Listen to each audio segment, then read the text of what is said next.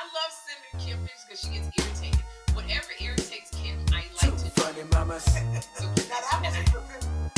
like I had Two funny mamas. What's with the grip? Sherri and What's up? What's up? What's up, y'all? Welcome to Two Funny Mamas. I'm Kym Whitley. And today, of course, Sherri Shepherd is in New York doing her thing. She says to tell everyone she misses them. But I found a better replacement. No. Okay. No, that's right. No, ma'am. No, ma'am. All right. Ladies and gentlemen, please welcome to the show my girl, fellow comedian, Yamaneika. What's up? Yes. Hi, Kym. How are you? I am fantastic. That's a lie. I don't feel good. I don't know why I'm lying to the people. I I'm don't feel sorry. great. You look amazing. Oh, that's good. Anytime you see me wearing my this is Eyewear by Rocky, I'm putting it Yeah. on because my eyes look crazy because I don't have lashes on. I'm exhausted, and I decided to wear blue hair, so I'm tripping. Uh, You look great. Thank you so much. You look fantastic too. Thank you. Yamanika, can you please tell the people? I'm sure they know you've been on this show before, but Yes. since the show, you have done amazing things. You're on 3 TV shows. You're writing on shows. You're living a comic's dream. Yes. That's pretty much what you're doing. Tell the people what shows you're on and what's happening. Yeah. Well, I'm currently on Life and Beth, Amy Schumer's new show on Hulu. I play her best friend Maya. Let me write Um, this down so I can watch this stuff. This should go well. No, yeah. hey, look, I'm paying $12.99 a month for Hulu. I need to find something to watch on it. You daggone right, I'm gonna watch your show. Hold on. Wait, I gotta Yeah, find some. please. We just got a second season, and praying that my character is on it. You never know in these worlds, but I mean, it was a great experience. It's a very fun show, and it's a great show. Just talking about like being a woman who's sort of coming into this age of 40s and redefining what that means and going after what you want in life and not standing for the status quo. So it's a wonderful opportunity. I had a lot of fun being on set. It's the one good thing about Amy Schumer is that she will let you do whatever you want to do as long as it's funny. So there was a lot of great moments, a lot of comics on a lot of her projects too. So it's always just like, you're working with professionally funny people. I also on that damn Shay show, which is on HBO Max. This is the second season of that show. I did a few sketches in the first season. I was fortunate enough to be able to write on this season. It was an amazing writer's room. And I have some sketches on as well. So just really a fun experience. And I also am on Flatbush Misdemeanor, which is on Showtime. And Kevin What's Isom that and about? Perlman. It's about these two guys that live in Brooklyn. It's one's a teacher, one's an artist. They're sort of like an odd couple. Just, again, the sort of finding your way. Those stories sort of like permeate, in the business. Those stories really work well because sometimes as artists we live these untangible lives, I mean, not to say like common people, but just like if you work regular job versus like the nonsense of being in entertainment and stand up or comedy or acting or film or music, we sort of live these lives that are, if you don't focus, the life is inaccessible and it makes no sense to people who don't live in that sort of lifestyle. So they're constantly, whenever we're writing stories, asking us to bring it down to the level where people can understand it. You a lot of shows that are successful, somebody is maybe an assistant, or they're like they work at a community center. They want us to do regular things, and comics are always interested in like, I want to be a rock star. I want to do a Yeah. show where I stand up, doing and it's like, well, you're also interested in telling an everyday story, because aside from what you do in the business, you still got to go home and experience life. So, these shows that I'm on, they're really accessible in a really great way. I mean, the Chase show is a sketch show, but even in that, I mean, his process is to focus on, shows that really illuminate things that we all can go through, you know? Yeah, I love that. That's no, that's good. It's hot in here. Oh, you want to Things just happen. Yeah, they got me in this hot box, child. I was in there about to pass out. I was talking to you. I could see you, but I was like this. I get it. Whoa. You want the fan? I It's hot, get it. but because Chris was gonna say something Yeah, smart. there like, was. I was "That's too waiting for loud." it. Where does it begin to be Chris's fault on the air conditioning? There it is. Ooh, that feels good. Yamaneika, Can I you have a hear that, follow-up Chris? question. Just make yourself comfortable, please. Seriously. Hi, Okay. Chris. Hey, Rocky. Rocky. Oh, Rocky is the one that made those glasses. Eyewear by Uh-huh. Rocky. Rocky, I need some glasses. This is Yamaneika. You got to get her some glasses. Hi, Take up. Oh, you got to go to I, and then Yes. where? Yep, I, and then WEAR. It's on Instagram. Yep. BY. BY. This is such a Black woman moment to stop a show. Stop a show. I don't know why she didn't do it easier. situation. Okay, wait. It's I am. No. I know. Just I, and then where? Okay. WEAR, and then by BY, and this weird ass name. Go ahead. It's Rocky RA. QUI. Ain't nobody gonna find her Instagram, but that's Dot com. Well, it's in the live chat if you'd like to. see it. QUI. I'll find it. I'm Right. gonna order me a pair of glasses. Yeah, pick out some glasses on there. Yes. And then she got some other ones, and then throw in a pair for my friend. And she customized. Yes. And why you always throw that in there? You can't get There to it New is. York. Here we She go. talking about, and I'm a massage therapist. Oh, I need a massage. She talking about I can massage Kym. through osmosis. That's Black people right there trying to get a dollar. Yeah, boy. if there's a Kym. will, there's a way.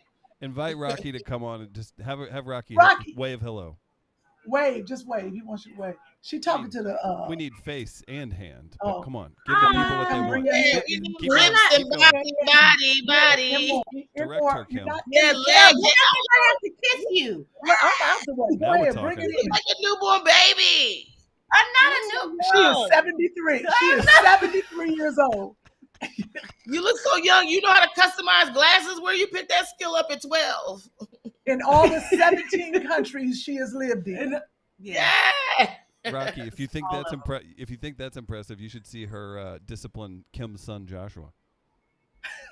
And there is that. She's the best in the No, business. no, this is what's so funny. Y'all don't even realize Rocky is on here, right?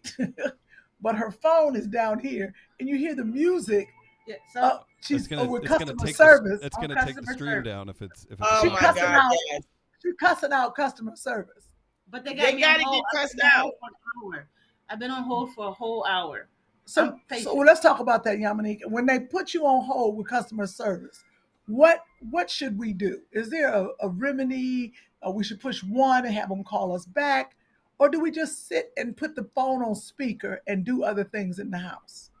Yeah, the thing I like about JetBlue, I've had to make some changes and alterations to flights and stuff like that. You don't want to get us kicked off. They will put you on. They will if you have an iPhone or any type of an Apple product, they will go into a chat with you, and you can keep track of where you are in line. Those type of things. I don't like that you gotta be by the phone and listen to the phone and put the phone, because too many things can go wrong with that. The phone can get disconnected. Really, we're understaffed just as a society right now. With the pandemic, don't nobody want to work. Everybody want to stay at home. They're doing some of these customer service jobs. Even people are doing them from home. I called the customer service a couple days ago, and I heard a woman in the background. Her husband must have been frying fish. I mean, you know, people are like, they anywhere. Somebody on vacation just taking calls. You can hear the ocean in the background. I mean, we're in a deficit of workers. Yamaneika, my favorite is when you call like the Philippines and you hear the chickens and Oh, roosters incredible. in the morning. Yes, that is Yes. happening. Yes. Or when they don't want to give you their name, that's when you know. Or when they sound like their name isn't Sarah. They give you an You know what I American mean? Did name. you Like, I say? want to give you Yeah, do it, Yamaneika. When they say, when they call and they say, that, oh, my name is Sarah. No, it's not, girl, because my name your damn sure ain't Sarah either. Do I sound like my name is Sarah, or do I sound like my name is some shit that you can't pronounce? Kym, call in. Okay, so I'm supposed to be in Scotland right now. This is really hitting home because I'm in St. Louis after a canceled flight. Kym, would you Same call? thing. Scotland, St. Louis, same thing. It's the same. all Kym, of it. All will of you, it. Kym, will you please call into customer service for Eyewear by Rocky, and Yamaneika can pick up the phone and give you a fake name? Can we act that out? Okay. Y'all not getting me canceled up in here. Right. No, you Right. can do it. It's You gonna ain't be, getting me. You they ain't. know Listen, it's gonna be a Filipino or an Indian person. They let me tell outsource. you something. I don't whenever I do my Duolingo, my language learning, because I'm learning Spanish now, Yeah. I don't even try to stereotypically pronounce the words. I do them as American as I can. Okay? Yo hablo español. Did you say? I'm done. Wait, what? You have not been on that dual thing long. I have been on the yes. Oh my God. I failed Spanish 4 times. Clearly. Yeah, I Clearly. felt Wow. you know what? Because I grew up in a time, and we all did really. We grew up in a time when America really was feeling itself and was acting like this. If you don't know English, you lose. And then other languages was like, oh, really? Well, let me throw a little French up in there, and let me throw a little Spanish. And French and Spanish came for us so hard because they was like just quiet as it's kept. French and Spanish gets along way more than English and any other language because French and Spanish have words and translations that they share. So we really out. If you only speak English, you're losing. No, you are losing. But I think we should have done like what other countries do. You'd start taking the language in second grade or third grade. They start teaching English in these other countries by second grade. We get to high school. I'm like, what? By that time, my brain was formed and everything else. No, Of that's yeah. course. But that's how arrogant we are. These other countries are like, no, you better learn that English. They have their kids learning 3, 4 languages From birth. from Of birth. course. In How some to- places, they got a customer service call center in the nursery. The baby get his diaper changed and get right on the phone call. How would that go? Oh No, my God. Chris, you're not getting me. Chris is Chris trying is- to get you Listen. right. From my point of view, Chris is such a villain. He's like, how would that go? Hey, he is truly a villain. He is truly a villain. Oh my God, I'm that pulling is strings behind the hysterical. scene. I'm just trying to eat up another 3 minutes of content for you guys. I'm looking out for you. Bad. So Did you guys today, see the kid with the Doritos? what about the kid with the Doritos? I wish you guys had seen it. I would love y'all opinion on that. There was a kid eating a bag of Doritos. His mother told him to stop. He couldn't have any more of the Doritos, to put the Doritos away. And this little boy took the Dorito bag and poured the Doritos out. I saw that. pouring. You saw it in front of his mother? I saw that. What did he keep doing? She told him put the Doritos away, like she said. He just took the bag and dumped it, and then stared at her like, "Now If what? that ain't Joshua, Now what?" I was gonna That's say, just- did they have a camera inside the Whitley home? yes, that is absolutely my son. He'd do that and then look at you crazy. And then he go, because he knows, because crazy gonna look back at you. He said, I'm just playing. I bet you were. Right. That part. That part. Yeah. You gotta be Yeah, careful. Like that little boy definitely, I think the mother might need to go into the witness protection program because the way he was looking at her, I most certainly would not go to sleep. And this is exact. My grandmother used to tell us we couldn't watch certain cartoons because she was like, you ain't gonna have them demons talking to you at night. telling you to murder me in my sleep, so we couldn't watch the Care Bears, we couldn't watch the No, Gummy wait Bears. a minute. Wait a minute. Your We grandmother could said not you couldn't watch it watch the because Care my grandmother Bears? thought all that was witchcraft. You know, they had them little things coming out their stomach, and it wasn't in the Bible. My grandmother was definitely one of the people who was like, you ain't gonna have them demons speaking to you with all that stuff coming out of their bellies. You ain't seen none of that in the Bible.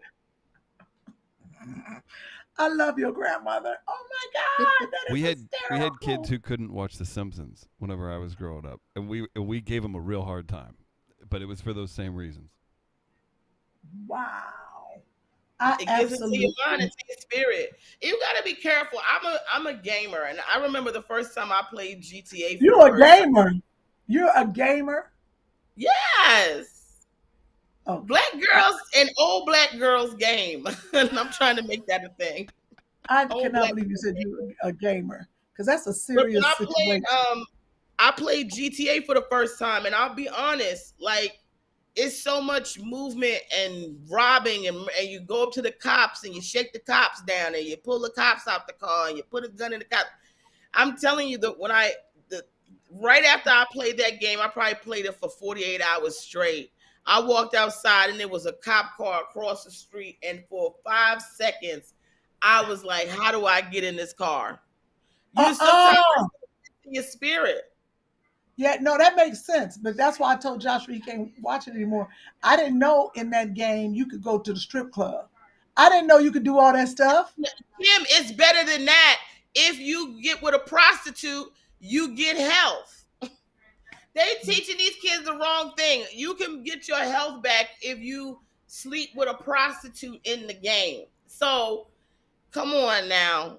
This is come horrible. on now. This is crazy. I mean, listen, I'm not saying I haven't done it for some points, but I'm just saying children maybe shouldn't be involved. But you was grown. You was grown. My 11-year-old don't And I need need to a be. quick voice. So, I will stop by a corner and have a little tussle. But, Oh. I'm an adult. Wow. That note, okay, got it. Note taken. My son told me that he had to come and confess. He was like, mommy, you can go to the strip club.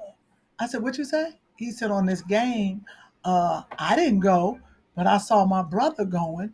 I said, Joshua, you lying. I said, don't you play that game anymore? Okay. And then I caught him playing it. I said, you on that game going to the strip club? He was like, no, I'm just driving the car. I mean, to be fair, I mean, that's awesome of him that he told you. To be fair, you can play that game and avoid the strip club. You understand? But we got still all the murder and blood. What about the murder and the blood? What about the murdering and the blood? What about all that? the stuff your grandma would outlaw? Yeah, your grandmother would not approve of any of this. The murder and the blood, for sure. For sure. Your mother would not let you play that game. Your grandmother. No, my grandmother wouldn't, but I had to be honest, like, the murder and the mayhem is what it is. Oh, God. You know what I'm saying? Like, why wouldn't it be murder? Why wouldn't it be mayhem? It has to be. So okay, that's the reason why the kids play the game. Is that I wouldn't say it's the reason why the kids play the game. I just know that you can avoid that kind of stuff in the game if you got other things going on. Like, I have businesses going on.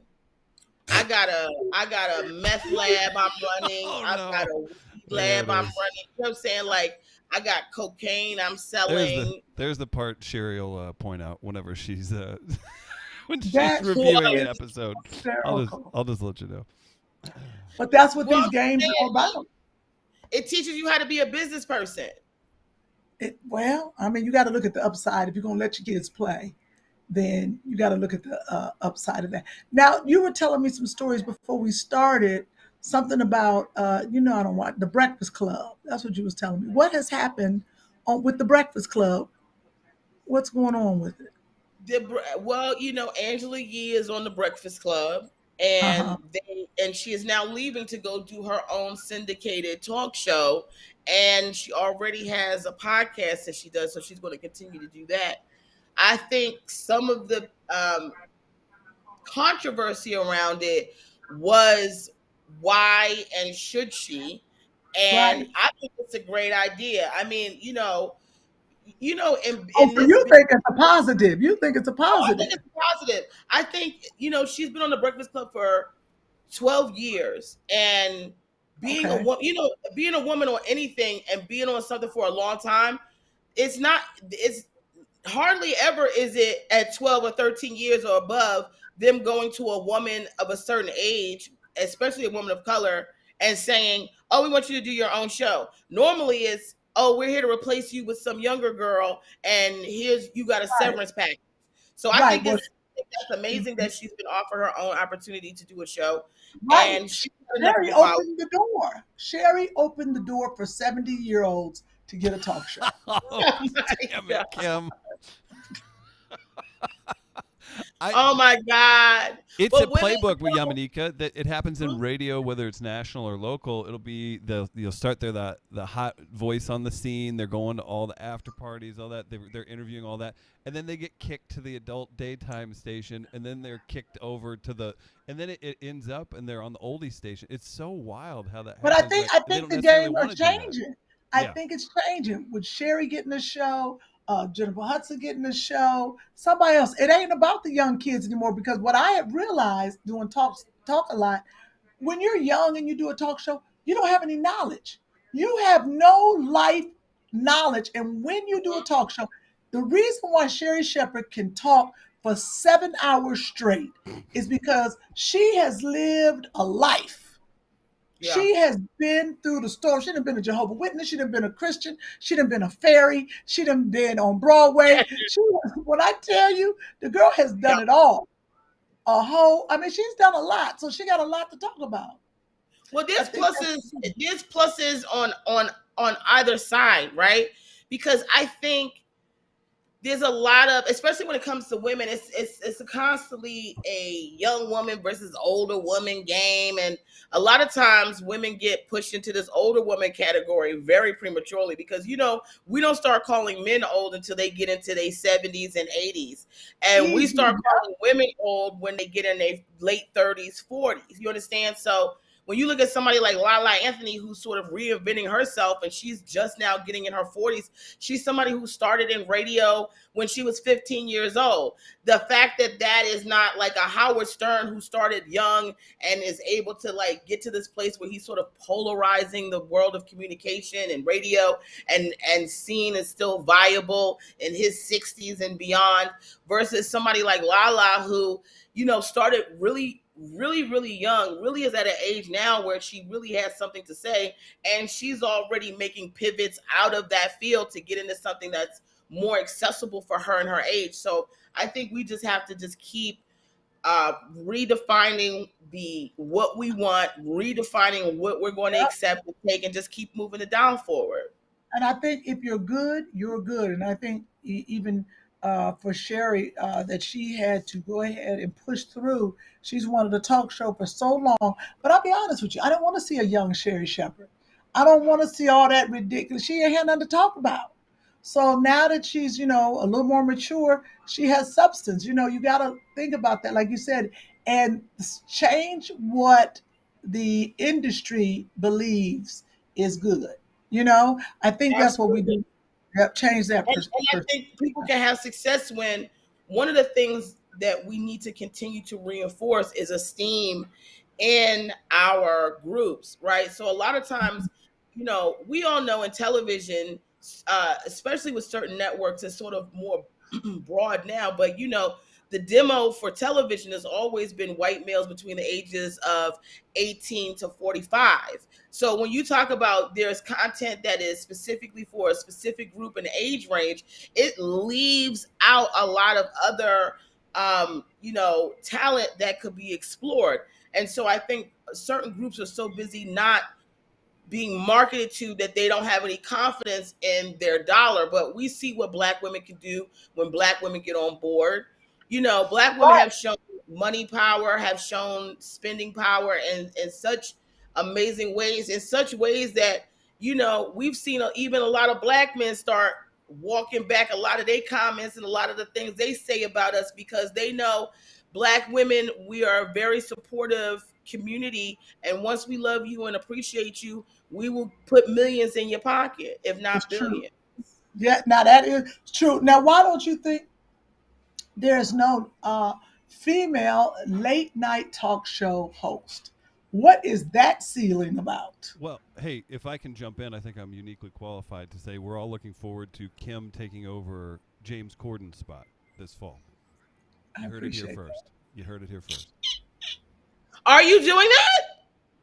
Don't listen to Hey, it. spread the rumor. Oh, I'm like, Spread that the would be rumor. amazing. Spread the rumor. We can make it happen. Wouldn't that be amazing? I think we can make it happen. Here's the same thing with late night is the same thing that happens to women when it comes to stand up. And this is why I don't listen to the nonsense, because you can't, or you're gonna fall. Is men have sort of determined that late night space is a man's job, just like men have determined that stand up and comedy is a man's job. And how they do that is they do it by discrediting women right away with the narrative that women are funny, nobody wants to hear a woman. And sometimes other women who, for whatever reason, Come on. want to open their mouths and be a part of the Want to hate. Yeah, they're they haters. also want to go and say the same thing. So we continue to see these men running late night, and then women don't have the accessibility. So when you have people like Samantha Bee, and even she was on a cable syndicate, when she was on TBS, not to put TBS down, but she could have, why isn't she on an ABC, a CBS, NBC late night run? So we have to really continue to let women know that we need to be way more supportive of each other, because if not, you're not going to have any type of entertainment that's going to represent you in any way. But but this constant narrative of beating women down and out of arenas, it's the same thing, like even with this whole Dane Cook thing that we've been talking about, with him being with a younger woman and him being in his 50s and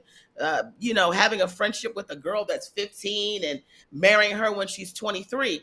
As an older woman, if you want to have a conversation about how inappropriate that is and how detrimental that is for that young woman to have somebody who has sort of predatorized her in a way, the first thing you and I will experience in a conversation with men is that we don't have any place to open our mouths. Number one, because we bitter, or we're just jealous of her. We ain't got no man, so we don't have. So when yeah, but he was grooming her, like you said, men don't see it as grooming her.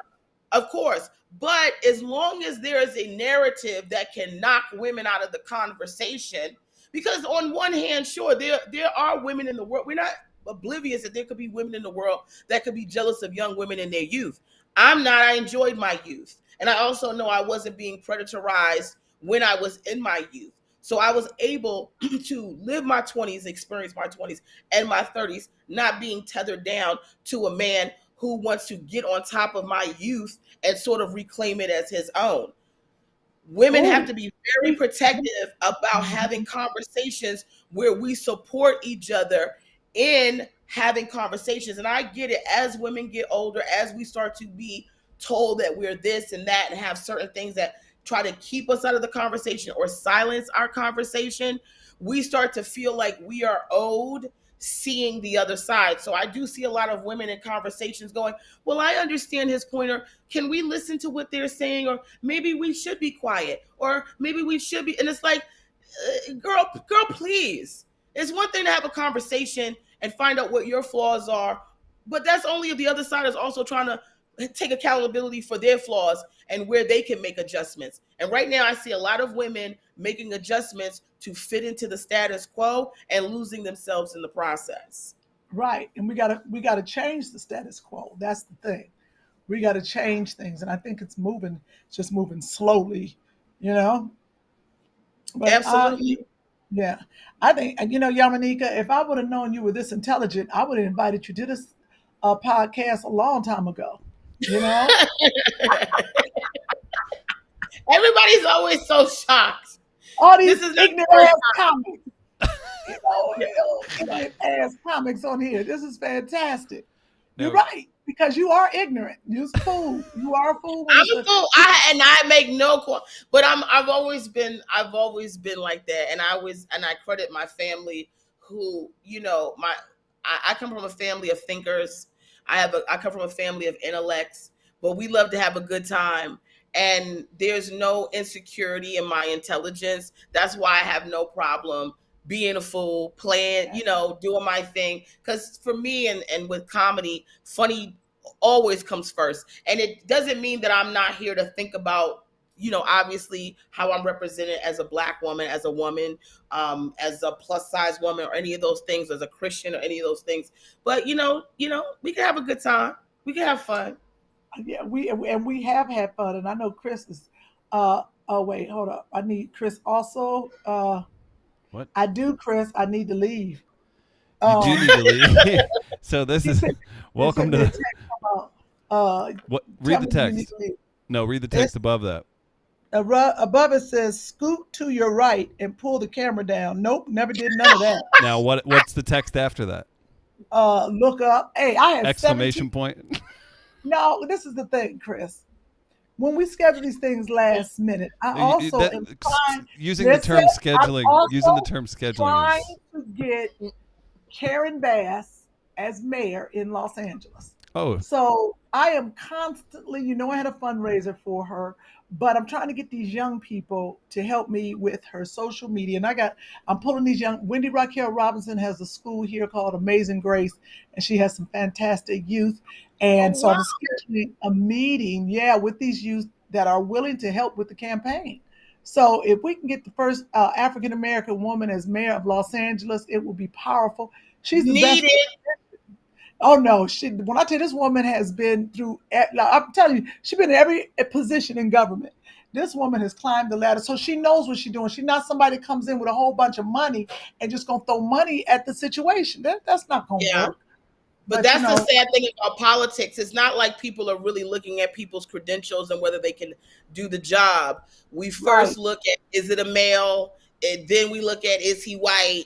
And then we look at, is he going to keep the narrative going and keep the white privilege accessible? Mm-hmm. That's how we vote. And that's why it's so important for Black women to really start utilizing our voices and not quieting down. Get louder. Because a lot of this toxic masculinity that we're dealing with is a response to the fear that men have that women are going to be at a point where we can do for ourselves on our own without needing any help or assistance from them. Now, no, absolutely well said. Excuse me once. Hey, Rocky, I'm going to need them shoes you got on your feet. Hilarious. I was like, I'm about to leave. I'm going to need them shoes. They're hurt.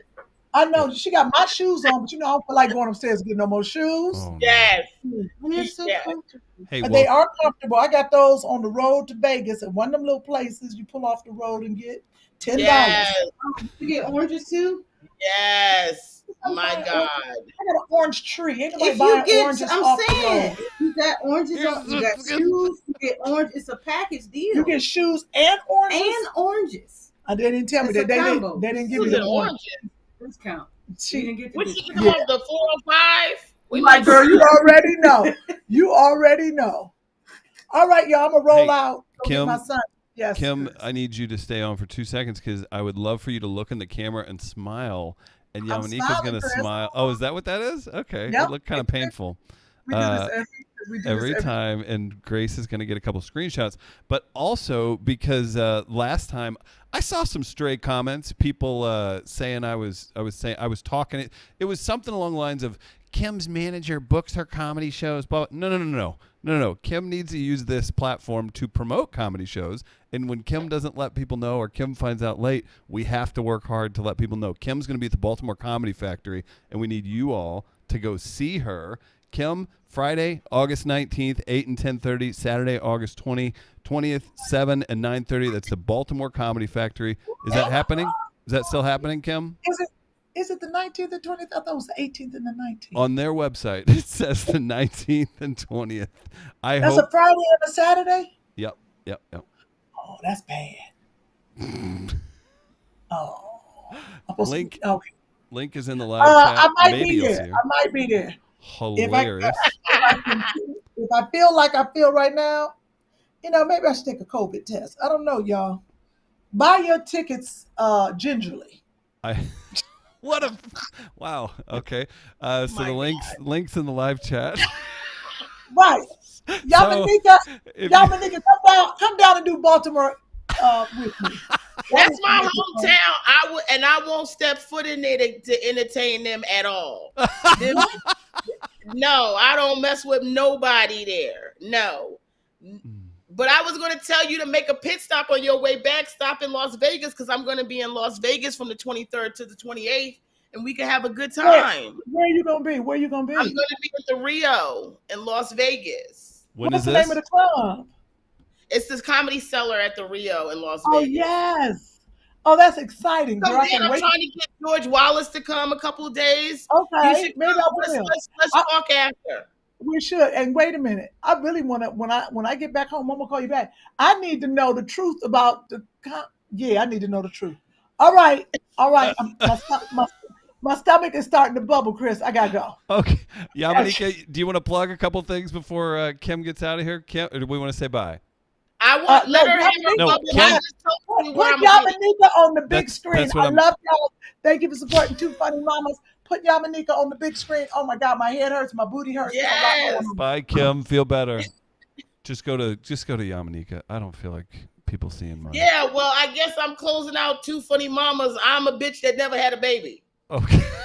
There she is. So I'm one funny cat mama. We got. I'll take some audience questions for you. We'll make this the Yamaneika show to close it out because you gave your time. You've got about 5 minutes before you need to get out of here to go to. Yeah, I do.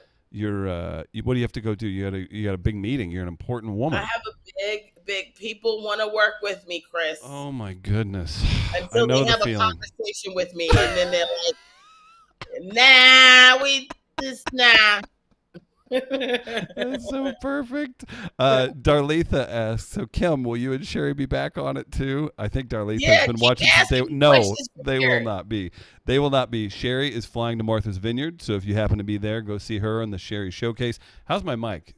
We sounded good, Grace? We better? Okay, good. We're so lucky. Heil hooked us up. Listen to this, Yamaneika. Heil hooked us up with some mics to try out. They're located here, but they're like a big national company. Stevie Wonder used to use them. They're wonderful. All the Sirius XM studios use their mics, and they brought them over. Things are so crazy and hectic. I'm supposed to be in Scotland right now. We got all this crazy stuff. So these wonderful mics weren't set up right. And I did a whole show the other day, and it was all messed up. I felt so bad. So shout out to Heil Mics for taking care of us. All right, questions for Yamaneika. Get them in the live chat. So first off, before we do this, Yamaneika, where can people see you in Vegas? I know that's coming up. What, you got a month there? No, I'm gonna be there for a week. It's just a week residency.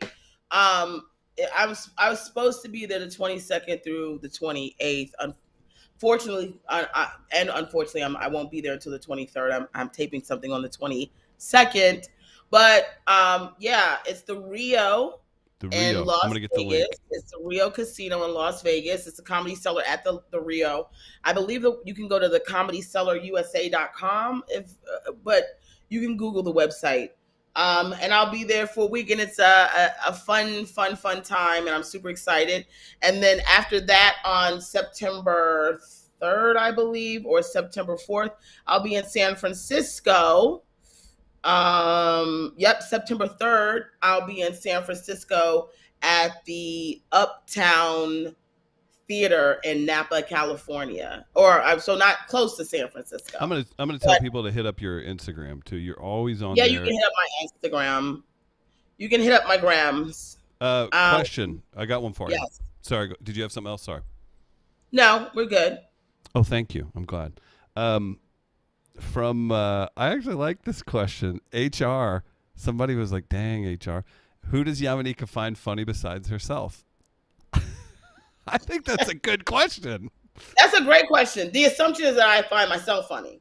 I think I think you're aware you make other people funny, but you may have some issues where you don't necessarily appreciate your comedy or something. There's probably something there. Yeah, I mean, listen, I think I execute comedy very, very well. Who I think is funny, like I like a lot of obscure comedians who no one has ever heard of.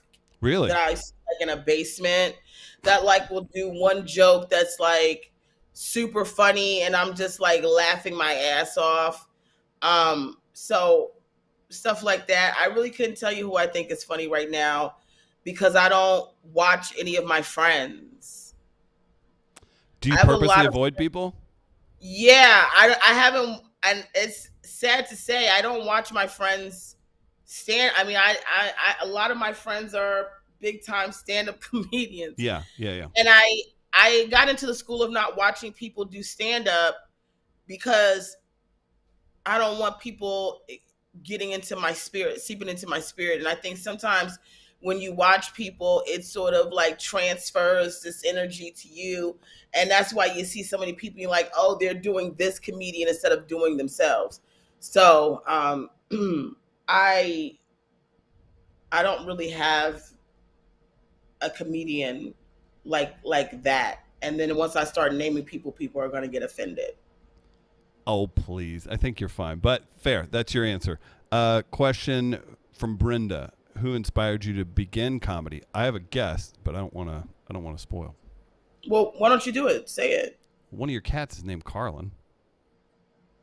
One of my cats is named Richard Pryor. Dang it. I'm thinking of a different comic has a cat named Carlin. Pryor. Oh, I hope they're thin. I hope the person you confused me with is thin and female, Chris. Honestly, do you want to know who's... And it's actually a dog, now that I'm thinking of it, and I got mixed up. Who is it? It's Jessime Peluso has a dog named Carlin. Well, yes. And Jessie Mae and I are like... She's we're great. Like this. That's like my sister. So, yeah, okay, good. And she's very thin. Very thin. And loud and Italian and amazing. Right. Yes. Right. I'll take it. What about your got actual me answer? into Sorry. stand-up.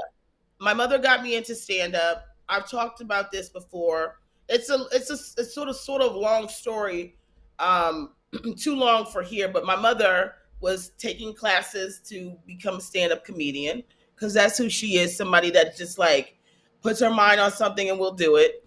And thought, because at the time I was in a conservatory in Los Angeles studying theater, she thought it would be a great opportunity for me to get into something in terms of stand-up. And I was also, at the time, I was learning commedia dell'arte, which is the face form of theatrical performance. All the four faces and sides of theater, expression without sound. So, she thought that would be something. I was not for it. I thought stand-up was low rent, low brow, uneducated, and now here I am, low rent, low brow. I love uneducated. I see that as you're a wolf in sheep's clothing.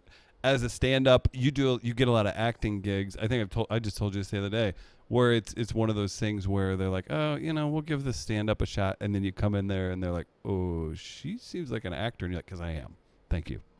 Yeah, I'm classically trained in the theater, and yeah, I mean, but also that doesn't, I'm blessed to have both. I think sometimes people look at my acting and they're like, wow, because comedians are not known for sort of having depth.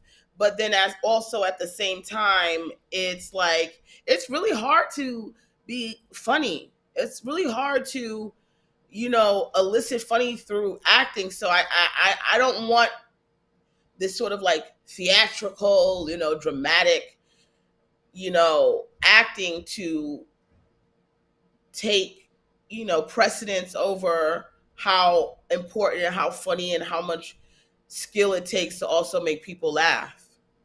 Beautiful. We'll take like one or two more questions, and we got to get Yamaneika out of here. I'm curious, how does it compare? Because you're busy in New York all the time. You're regular at the Cellar. You get your own gigs where you make tons of money all over town. You're crushing it. You're everywhere. But what's it like whenever you go to Vegas for a little bit of time? And like, I feel like the tourists in Vegas are going to be maybe a little more open or give you more time to breathe on stage than in New York on a nightly basis. Well, first of all, let's just be very clear. I'm in a Debbie Gibson shirt that my good friend Debbie Gibson gave me. Tons of money okay. And I also look at my braids. So let's tons of money. I'm doing okay. I'm paying my rent. My cats are plus size. We'll say that. Love it. Yeah, no, I mean, New York audience, I think everywhere you go, I travel around the country, I go to different places. There's different vibes everywhere you go. I think New York audiences are often labeled as more sophisticated. There's more knowledge you have to access to entertain them. But really, comedy is comedy. I think sometimes when I go on the road, there may be places where I don't do as much political comedy as I would do if I've been in New York City. There may be places where I have to, I have to reach them in a way that is like, these are people just coming out for a night on the town, getting away from the kids and the job, and they don't want to deal with a whole political agenda. They didn't come out to sort of like get involved in some type of, let's get into a frenzy of where the world is. They just want you to make them laugh. And so in those times, I can do more material that's more, about my family, about my day to day. And then, when I'm in New York or, places like that, then we can start really, shitting on Trump. Diving in on all of it. Absolutely. A quick question or a comment from T. Maston. Yamaneika, you're awesome. I'm looking into seeing you at the Rio. There it is. Yes, please. And come up to me and say hello. And just, this is what I always tell people whenever they come to see me after watching me on something. Number one, I'm short.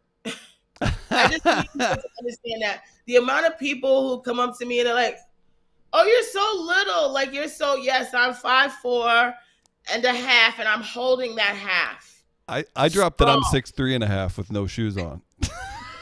See, and you and Those I halves would look like matter. an episode of Twins if we were standing next to each other. Perfect. That's so great. No, when you are anyone who is confident or comes off as confident, people associate that with being taller. It's a thing. I don't know. Yeah, like I'm short. But yeah, I look forward to that. And then just don't be weird. Like sometimes people come up to me and they're just like I see you looking at me, looking at you, just come over and say hello. Like I promise it's right. Okay. Let's just have fun. Oh my gosh, that's great. Last question. Charles, thank you for the question. Yamaneika, do you write your own jokes or material? I do. Everyone should. Everyone does it. You hear that? You hear that, Whitley? But everyone should. And I'll say this. Know that, I've had specials. I've been blessed to have a Netflix special. I've been blessed to have 2 Comedy Centrals. I'm blessed to have an album. But when you get to a certain level, when you get to a level of a rock, people like that, I want to say Seinfeld, but I think Seinfeld still really relatively does his own stuff. I want to say Chappelle, but I think Chappelle relatively does his own stuff.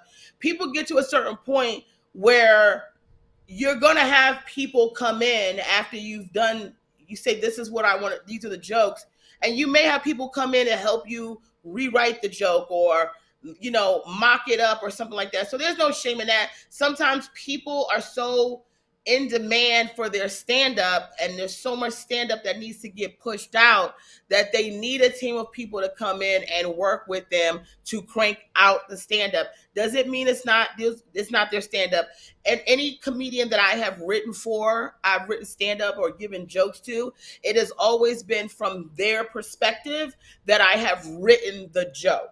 So, Correct. It still is their body of work. It's still who they are. So there's no There's no shame in that. I think it's more shame in a comedian who has nothing to say and is not funny and is just being pushed through the system because they fit in a certain mold that's marketable. That's a great way to put it, and I know we got to get you out of here, so we'll go. But there's a weird corollary to just for a podcast, for example, where you expect these two hilarious, powerful women to get on here, and that's the show, right? It's madness. Whoever they bring on is icing on the cake.